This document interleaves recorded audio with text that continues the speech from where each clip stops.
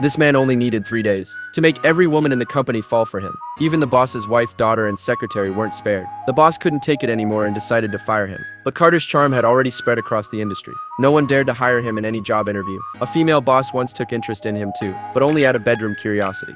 After many failed attempts, Carter finally received an offer from a new company. It was a women's lingerie company. Even better, the whole company was full of men. Carter was so thrilled he popped champagne with his uncle that very night. Finally, he didn't have to worry about causing any more romantic disasters. But his uncle suddenly noticed a problem. The boss of the company was a beautiful woman, and her husband was the local mafia kingpin. His uncle warned him, the last guy who tried flirting with her was turned into a woman. To save his life, Carter decided to cure his uncontrollable charm. They found Mary, the most famous showman in the country. She hadn't gone near a man in 30 years, but within 3 minutes of talking, they ended up in bed. Now things got serious. Normal doctors couldn't help him. His uncle pulled strings to bring in a psychologist named Lucy. To his surprise, Carter froze the moment he saw Lucy. She was the first woman immune to his charm. Lucy diagnosed him with love addiction. She gathered a group of women with the same condition to encourage healing through shared experience. But as soon as they got together, they started fighting over Carter. So Lucy had to provide around-the-clock supervision. She even moved in with him. One evening, Lucy invited the neighbors for dinner, but she noticed every female neighbor secretly eyeing Carter.